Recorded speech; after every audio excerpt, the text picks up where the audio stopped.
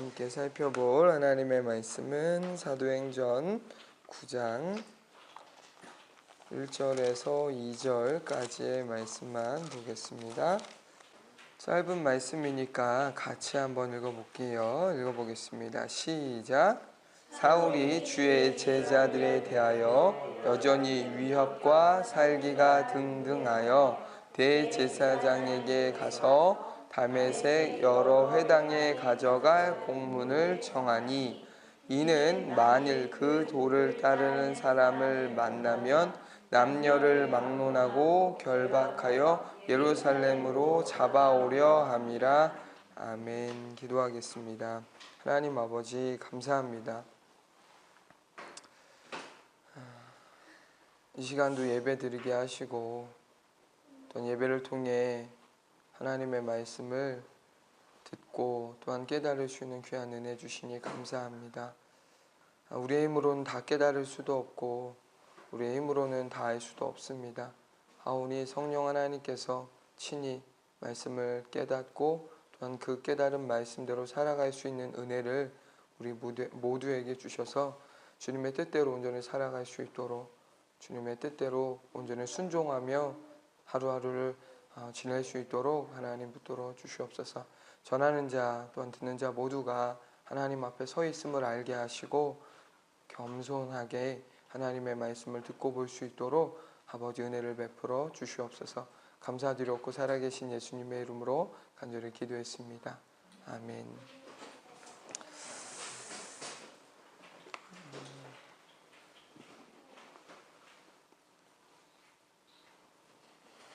설교하기 전에 미리 좀 말씀을 드려요. 컨디션이 좋지 않다 보니까 말씀을 준비하는 것도 힘들었지만 또 말씀을 전하는 지금도 사실 좀 쉽지가 않습니다. 이해하시고 말씀을 좀 들어주셨으면 좋겠어요. 그 사도행전, 지금까지 살펴본 사도행전의 내용을 보시면 스데반의 순교 이후로 성경의 포커스가 어디에 있었냐면 예루살렘 교회 사도들에게서 박해를 피해 흩어진 디아스포라 유대인에게로 집중되어져 있다는 것을 확인할 수 있습니다. 흐름이 그렇다는 거예요. 그러니까 사도들에게서 디아스포라 유대인에게로 옮겨간 거죠. 이 포커스가. 이 일의 기점이 된 게 무엇이냐면 스데반의 순교였습니다. 스데반의 순교. 여기서 다시 한번 여러 차례 강조드린 바 있지만 한 번 더 강조드리는 사실은 무엇이냐면, 흩어진 디아스포라 유대인들이 비겁하게 박해받는 것을 두려워서 다른 나라, 다른 지역으로 도망가는 것이 아니었다라는 것이죠. 성령께서 복음 전파를 위하여 그들로 하여금 주변의 이웃 나라들로 흩어지게 하셨다라는 사실을 여러 차례 강조드린 바 있습니다. 성령님은 흩어진 디아스포라 유대인들을 통해 많은 놀라운 일들을 행하셨는데, 성경에는 빌립을 통해 나타난 몇 가지 일들만 아주 간략하게 소개되어져 있습니다. 그렇게 우리는 성령께서 디아스포라 유대인들을 통해 행하셨던 다른 많은 일들에 대해서 추측만 할 뿐 정확하게 알 수는 없습니다. 이런 일을 행하셨고 또 이런 일들도 행하셨겠구나라고 짐작만 할 뿐인 거예요. 스데반의 순교 이후로 흩어진 디아스포라 유대인들에게 집중되어 있던 성경의 관심이 사도행전, 오늘부터 살펴볼 사도행전 9장에 들어가서는 갑자기 예루살렘에 살고 있던 한 사람에게로 집중되어져 있습니다. 그렇게 한 사람에게 집중되기 시작해요. 그 사람이 누구죠? 방금 읽어서 아시겠지만 청년 사울입니다. 이 사울에 대한 소개가 사도행전 9장, 우리가 오늘부터 살펴볼 9장의 내용에 처음 언급되었나요? 그렇지 않다는 것을 알고 계실 거예요. 스데반의 순교를 소개하고 있는 사도행전 7장의 내용을 보시면 사울이라는 사람의 이름이 처음으로 언급되어지는데, 우리는 그 내용을 7장 58절을 통해 확인할 수 있습니다. 7장 58절입니다. 자, 한번 살펴볼까요? 7장 58절에 사울이라는 사람의 이름이 처음으로 성경에 언급되어집니다. 58절입니다. 시작. 성 밖으로 내치고 돌로 칠새 증인들이 옷을 벗어 사울이라는 청년의 발 앞에 두니라. 아멘. 스데반이 돌에 맞아 처참하게 죽어가는 현장에서 거짓 증인들이 벗어놓은 겉옷을 맞고 있던 사람으로 사울이 처음 등장됩니다. 흥미로운 사실은 스데반을 제외하고 사도행전 7장에 등장하는 사람들 모두가 익명으로 처리되어 있는 상황에서 유일하게도 누구의 이름만 실명으로 언급되어져요? 사울이라는 사람의 이름만 실명으로 언급되어집니다. 사도행전 7장 설교에서 제가 말씀드렸던 것처럼 이것은 일종의 복선이라고 말씀드렸습니다. 복선. 앞으로 하나님께서 사울을 통해 하실 일을 암시하기 위하여 수많은 무명의 사람들 중에 누구의 이름만? 사울이라는 사람의 이름만 언급하여 놓은 것이지요. 사도행전 7장 후반부와 사도행전 8장 초반에 스치듯 잠시 언급되었던 그의 이름이 사도행전 9장부터는 본격적으로 언급되기 시작하는데 우리는 먼저 본문 1절을 읽어보려고 합니다. 한번 1절 읽어보겠습니다. 시작. 사울이 주의 제자들에 대하여 여전히 위협과 살기가 등등하여 대제사장에게 가서. 아멘. 사도행전 9장부터 사울이란 이름이 본격적으로 언급되고는 있지만 방금 읽은 본문의 내용에서 알 수 있듯이 아직까지 예수님의 제자 혹은 이방인의 사도와는 거리가 매우 멀다라는 것을 알 수 있습니다. 오히려 그는 예수님을 믿고 따르는 제자들에 대하여 뭐라고 성경에 기록되어 있어요? 위협과 살기가 등등한 핍박자요 박해자로 소개되고 있습니다. 본문에서 우리가 살펴보아야 할 것 중에 한 가지는 무엇이냐면 등등했다로 번역된 헬라어예요. 등등했다. 위협과 살기가 등등했다라고 번역되어 있는데 등등했다로 번역된 이 헬라어가 엠프네온이라고 하는 단어예요. 이것은 어떤 의미가 있냐면 바람을 내뿜다라고 하는 기본적 의미가 있습니다. 등등하다. 위협과 살기가 등등하다. 다시 말하자면 위협과 살기의 바람을 내뿜다라는 의미인 것이죠. 그가 어떤 바람을 내뿜었습니까? 방금 말씀드린 것처럼 위협과 살기의 바람을 내뿜고 있었습니다. 이게 사도행전 9장에 소개되어져 있는 사울의 모습이에요. 위협과 살기를 내뿜는 사람. 사울의 박해는 단순히 말로만 하는 위협과 협박이 아닌 직접적으로 또는 간접적으로 사람을 죽이고 죽게 만드는 무서운 살인의 바람이었습니다. 그가 내뿜은 바람으로 인하여 대표적으로 누가 죽었습니까? 스데반이 죽었습니다. 여러분, 스데반만 죽었을까요? 그가 내뿜는 그 위협과 살기의 바람으로 인해 스데반만 죽었을까요? 당연히 그렇지 않을 거예요. 성경에 기록되어 있지 않아 알 수 없지만 모르긴 몰라도 당시 우리가 알지 못하는 많은 신실한 믿음의 사람들이 그가 내뿜은 위협과 살기의 바람으로 인하여 죽임을 당했을 것입니다. 예루살렘에서 예수님을 믿는 사람들에 대하여 무섭게 위협과 살기의 바람을 내뿜던 사울은 그것으로 만족하지 않았습니다.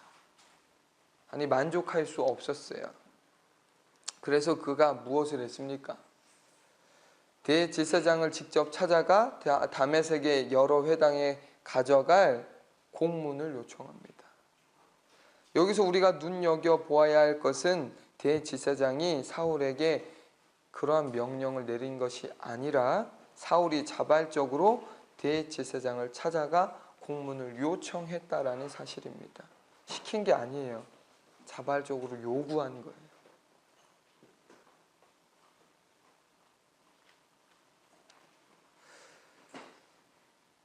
사울은 누가 시키지도 않은 일을 지금 스스로 하려고 하고 있습니다. 이것을 통해 우리가 알 수 있는 것은 그의 종교적인 열심과 열정이 얼마나 대단했는지 그 수준을 알 수 있는 거예요. 오해하지 말아야 될 것은 무엇이냐면 지금 이러한 종교적인 열심과 열정은 누구를 위해서 하는 거예요? 그의 믿음은 하나님을 위해서 하는 거예요. 하나님을 위해서 시키지도 않은 일을 하고 있는 거예요. 그러니까 건강한 방향이었다라면 매우 좋은 거죠. 하나님이 명령하시지도 않은 일을 자발적으로 하고자 하는 일이었으니까요. 그러나 문제는 그의 종교적 열심과 열정의 방향이 잘못되어 있었다라는 거죠. 하나님의 뜻과 무관한 거예요. 우리는 그 내용을 본문 2절에서 확인할 수 있습니다. 2절 한번 읽어볼게요. 시작. 다메섹 여러 회당에 가져갈 공문을 청하니 이는 만일 그 도를 따르는 사람을 만나면 남녀를 막론하고 결박하여 예루살렘으로 잡아오려 함이라. 아멘. 본문에 언급된 다메섹은 예루살렘에서 북동쪽으로 약 240km 떨어진 오래된 도시로서 현재 시리아의 수도인 다마스커스를 의미합니다.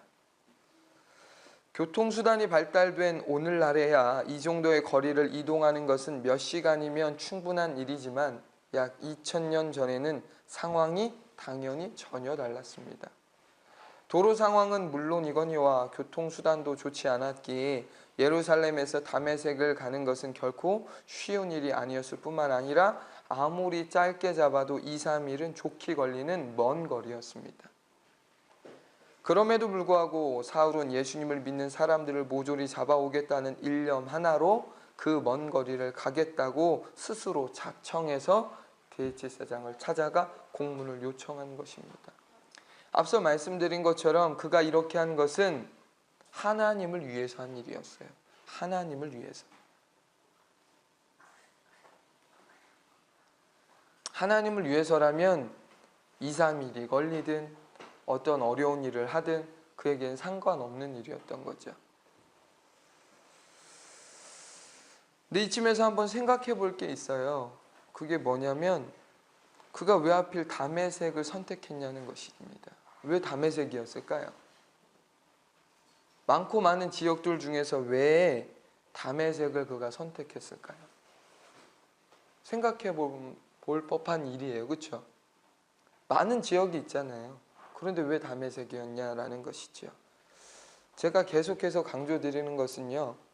성경을 보실 때 이런 궁금증을 품고 보셔야 된다는 것입니다. 그냥 나와 있는 문맥의 흐름대로만 보시지 말고 왜? 라고 하는 의문을 품고 이 내용들을 보셔야 좀 더 풍성하게 보실 수 있어요. 앞서 제가 드린 질문으로 돌아가서 왜 하필 다메섹이었을까요? 사울이 다메섹을 선택한 구체적인 이유는 성경에 언급되어 있지 않습니다. 그렇게 우리는 그 구체적인 이유를 확인할 수 없지만 당시의 정황, 상황을 통해 짐작할 수 있어요. 유대교의 박해를 피해 상당히 많은 사람들이 예루살렘을 떠나야 했습니다. 떠났어요. 예루살렘을 떠난 디아스포라 유대인들은 어느 특정 한 지역으로 이동했습니까? 그렇지 않아요. 여러 지역으로 뿔뿔이 흩어졌습니다.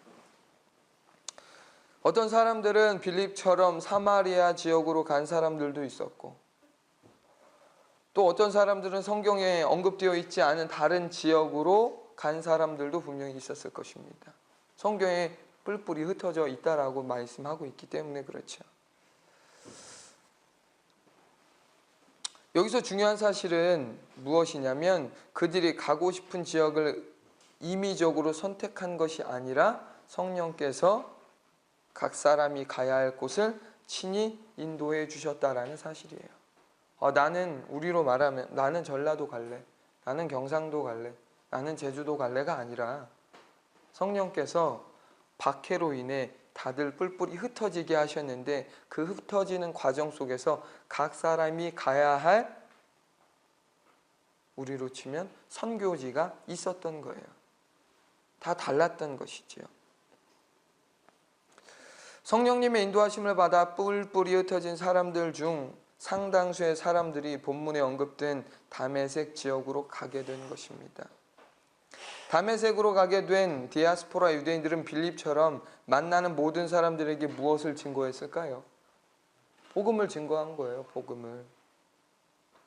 예수님이 하나님의 아들이시고 유일한 구원자라는 사실과 누구든지 그를 믿고 세례를 받으면 죄 용서함을 받고 구원을 받게 된다라는 이 복음의 소식을 만나는 사람들에게 증거한 거예요. 그 소식을 듣고 변화된 사람들이 없었거나 만약 많지 않았다라면 사울이 다메섹을 갔을까요? 없거나 많지 않았으면 가지 않았겠죠. 근데 이 얘기를 반대로 하면 뭐예요? 많았다라는 거예요.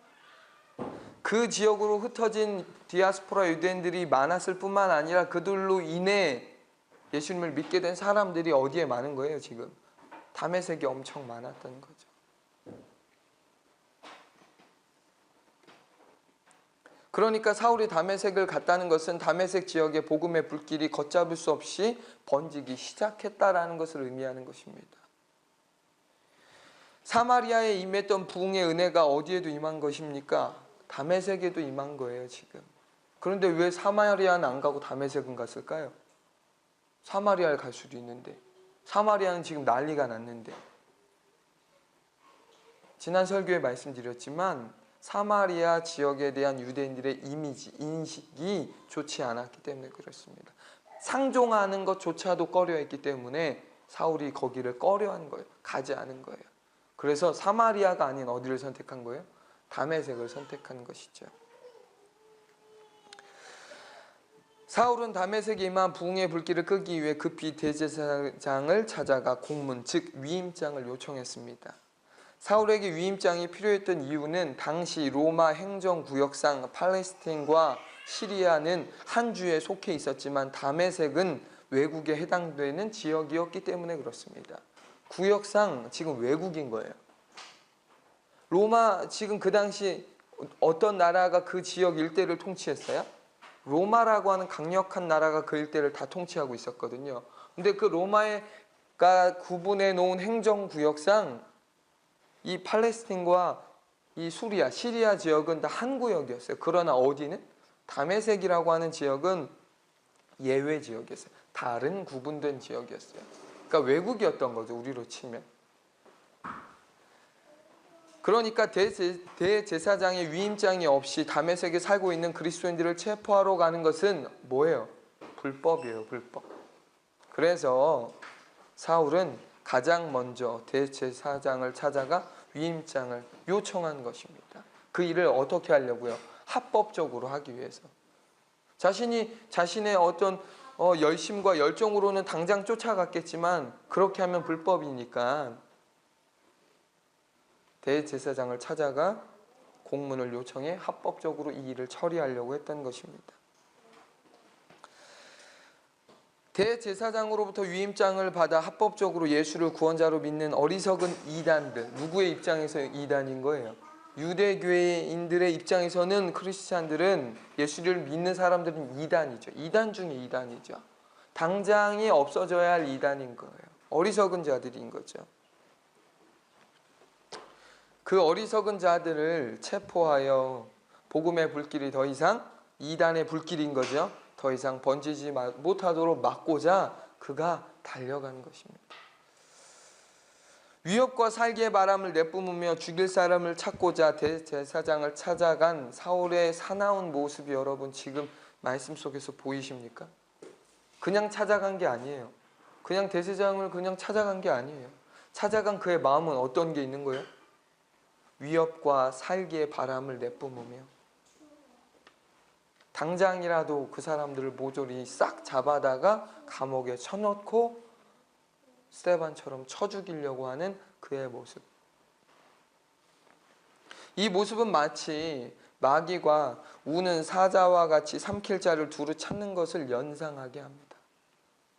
지금 마귀가 성경에 뭐라고 되어 있어요? 지금도 우는 사자와 같이 두루 삼킬 자를 찾고 있대요. 그것은 그때 성경이 기록될 당시만 아니라 지금도 마찬가지잖아요. 우는 사자와 같이 삼킬 자를 찾는 거예요. 어떤 삼킬 자요? 예수 밖에 있는 삼킬 자. 그리고 예수 안에 있지만 여전히 예수 밖을 기웃거리며 살아가는 그 사람들을 삼키려고 하는 거죠. 먹잇감을 찾는 것. 그러니까 지금 이 사울의 모습은 마치 마귀와 같은 거예요. 삼킬 자를 찾는 마귀와 같이, 이 먹잇감을 찾는 이 우는 사자와 같이 사울은 지금 예수에 미쳐 사는 사람들을 찾고 그 사람들을 응징하려고 하는 것이죠.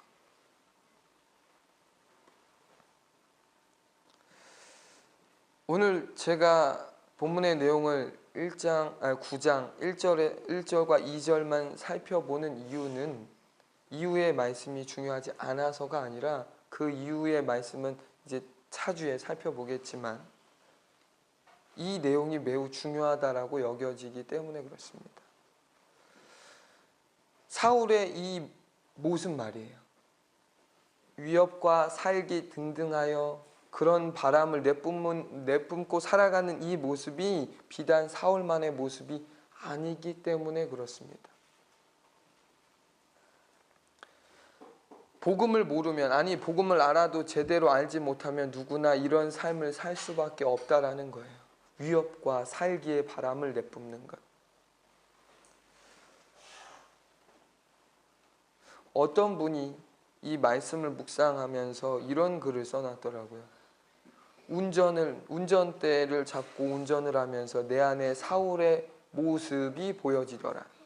위협과 살기가 등등한 이 모습이 보여지더라. 주여라고 이렇게 써있더라고요. 위협과 살기가 가득하여 이 등등한 이 모습, 그 위협과 살기의 바람을 내뿜는 이 모습이 사울에게만 있는 게 아니에요. 지금 누구에게도 있는 거예요. 예수 믿는 사람에게도 있는 거예요. 예수 안 믿는 사람은 당연하고요. 예수 믿는데 여전히 무엇이 있는 거예요? 위협과 살기의 이 바람이 내뿜어지는 모습이 있다라는 거예요.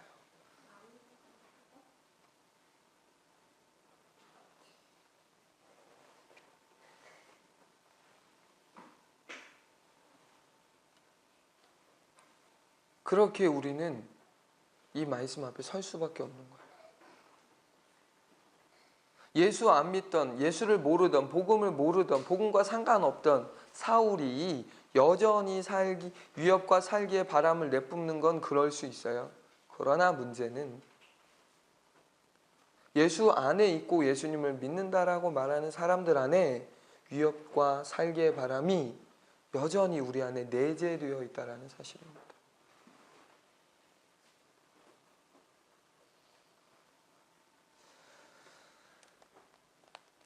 바람의 종류가 다를 뿐 사람은 누구나 바람을 내뿜으며 살아가고 있습니다.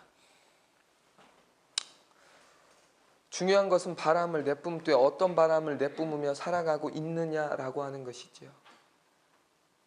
왜 이것이 중요합니까? 어떤 바람을 내뿜느냐에 따라 인생의 내용과 결과가 완전히 달라지기 때문에 그렇습니다. 어떤 이는 시기와 질투, 미움의 바람을 더욱 심각하게는 거듭나기 전 사울처럼 위협과 살기가 가득한 바람을 내뿜으며 지금도 살아가고 있습니다. 그 결과 자신도 죽고 누구도 죽이는 거예요. 주변의 사람들도 죽이는 거예요. 그런 끔찍한 삶을 살고 있는 거예요. 이런 사람들이 우리는 인터넷 뉴스 이런 데서만 보는 게 아니에요. 위협과 살기의 이 바람을 내뿜으며 사람을 죽이고 해코지 하는 일들은 어디 저기 밖에만 있는 일이 아니라고요. 어디에도 있습니까? 우리 안에도 있는 일이라는 게 문제인 거죠. 예수 안에 있는 사람에게도 있다는 것이 문제라는 거죠.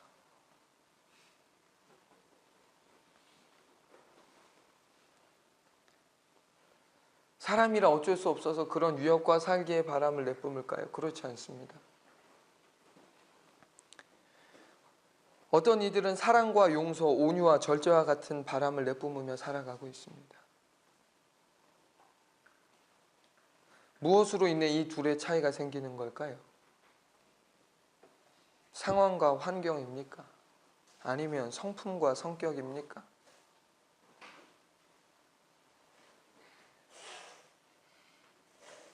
그것도 아니면 신앙의 유무입니까? 구체적으로, 핵심적으로 말하자면 복음입니다. 복음이 있는 사람과 복음이 없는 사람은 전혀 다른 바람을 내뿜으며 살게 되어 있습니다. 여기서 복음이 있다라는 것은 저와 여러분이 잘 아시는 대로 지식적으로 복음을 알고 있는 정도가 아니라 복음이신 예수님 그분 안에 그분과 함께 살아가는 것을 의미합니다.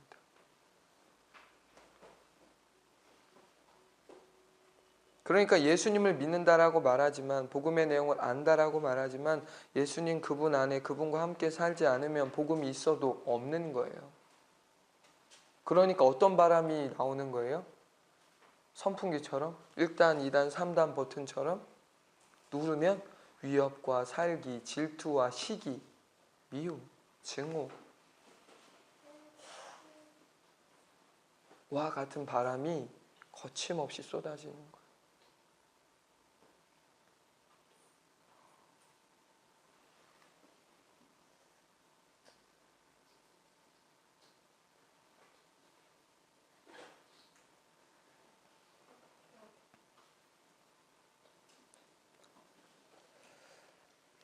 그런 바람들로 인하여서 사람과 사람이 깨어지고 교회와 교회가 깨어지고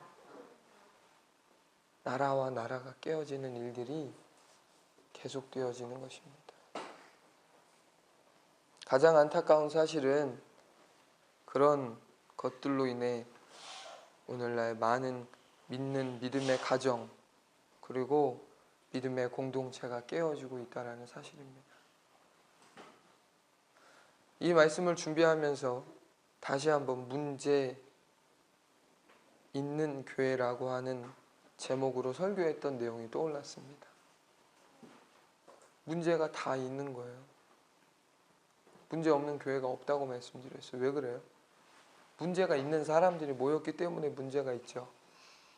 근데 문제는, 진짜 문제는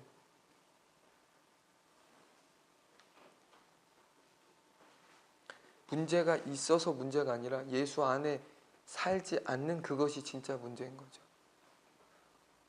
그분과 함께 살지 않는 것이 문제인 거고, 그렇기 때문에 그런 작은 문제가 눈덩이처럼 커져서 갈등과 싸움, 결국은 쪼개짐, 나뉘어짐과 같은 비극적인 일들이 생겨나는 것이다라는 것입니다. 예수님 안에, 예수님과 함께 살아가는 사람은요, 성경에 말씀하는 내용처럼 사랑과 용서, 온유와 절제와 같은 거룩한 바람을 내뿜으며 살게 되어집니다.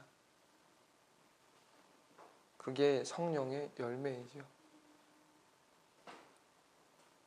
그 일이 가능한 것은 신앙생활을 오래 하고 성경을 많이 알아서가 아니라 성령께서 예수님 안에 예수님과 함께 살아가는 사람으로 하여금 날마다 새롭게 또 거룩하게 하시기 때문에 가능한 일입니다.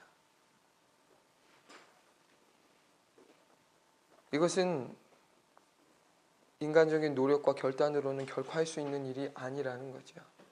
오직 성령님만 우리를 통해 그 일을 가능하게 하시는 거예요. 우리가 내뿜는 바람의 내용을 바꾸시는 게 누구예요? 성령 그분이시라는 거죠. 사울이 나중에 어떤 사람으로 바뀝니까? 성령의 바람을 내뿜는 사람으로 바뀌어져요. 그 전에 무엇을 지금 보여주는 거예요? 그 사람이 본래 내뿜었던 바람의 내용이 무엇이었냐? 위협과 살기였다라는 거예요. 오늘 이 시간 예배를 드리는 저와 여러분 어떤 바람을 내뿜으며 살아가고 있습니까? 그 바람은 우리의 입으로 내뿜어지고 우리의 마음으로 내뿜어지고 우리의 손으로 내뿜어지고 있습니다. 우리의 표정으로 내뿜어지고 있죠. 그 바람은 다른 말로 향기라고도 할 수 있습니다. 어떤 사람에게는 악취가 나고요. 어떤 사람에게는 아주 향기로운 향수와 같은 그런 향이 그 사람에게 나타나지는 것입니다. 내뿜어지는 거예요. 굳이 어떤 인위적인 향수를 뿌리지 않아도 그리스도의 향기가 내게로부터 나오는 거죠.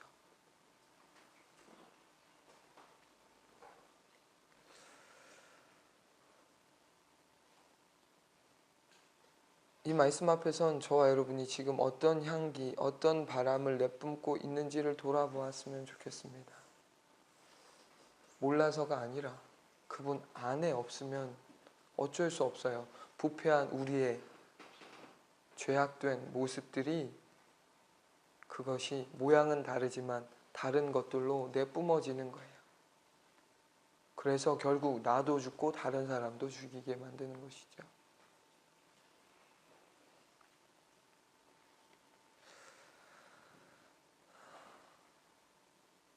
우리를 통해 성령의 새 바람이 뿜어져지는 은혜가 있길 예수님의 이름으로 축원합니다.